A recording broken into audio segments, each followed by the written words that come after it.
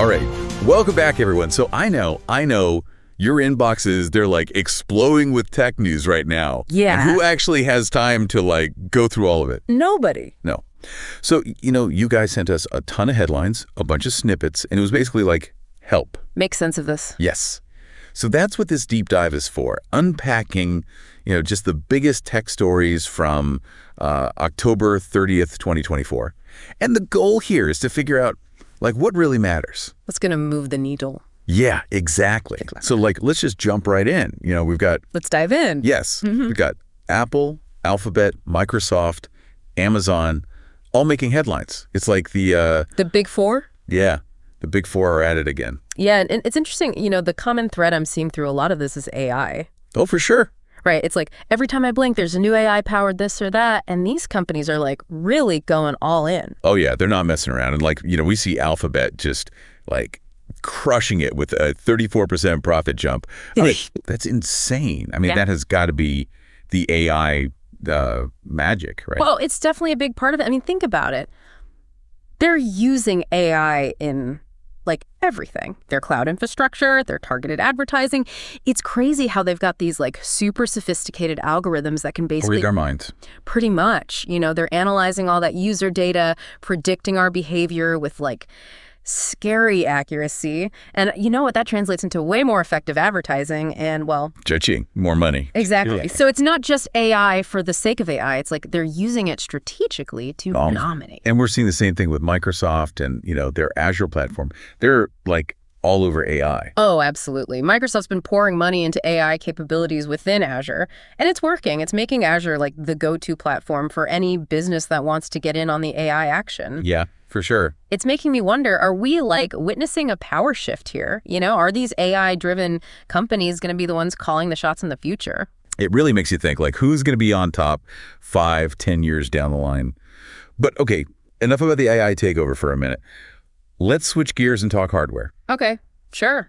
Because, like, I gotta say, I was pretty surprised to see, like, Linus Torvalds. Oh, yeah, the Linux guy? Yeah, like straight up calling out Intel for these major hardware flaws. Yeah. And these aren't just like, small glitches. We're talking about flaws in Intel's microcode, which is like the foundation of how their processors actually work. Whoa. And Torvalds is saying these things could affect like millions of Linux users. Millions? Yeah, potentially even the whole hardware industry. Wow, that's intense. Makes those, those routine software updates we all ignore seem a little more important, huh? Yeah, for real. And speaking of which, Mozilla just, they released a new Firefox update. Did they?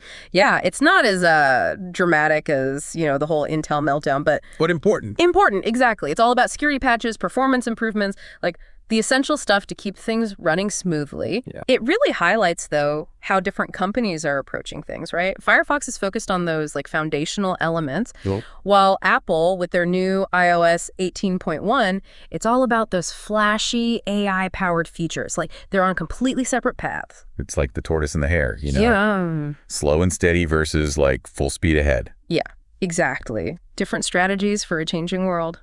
Speaking of changes, you guys, San Francisco is spending a crazy amount of money on their transit system, like replacing old disk storage. I saw that. $212 million. Like, can you even imagine how much data storage that could buy? It's insane. I know. It's a mind-boggling amount of money, but it really shows how much we rely on technology that's getting old, Like our critical infrastructure, it runs on this aging tech, and upgrading it costs a fortune, but we got to do it, for safety, for efficiency, to avoid a total disaster.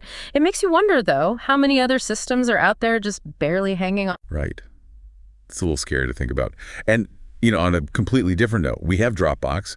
They're laying off like 528 employees. It's a big shift for them, focusing more on this cloud collaboration thing. Yeah, cloud collaboration, it's basically all about giving people the tools to work together online. Shared documents, projects, that kind of stuff. Dropbox wants to be the platform for that. The go-to. Yeah, exactly. It's a smart move, strategically. But it also raises questions about, like, the human side of all this tech progress. Totally. How do we balance innovation with job security in this, ever-changing industry? It's tough. It's really tough. No easy answers. Okay, let's zoom out a bit and look at the global picture. Okay. Okay, this one just, blew my mind.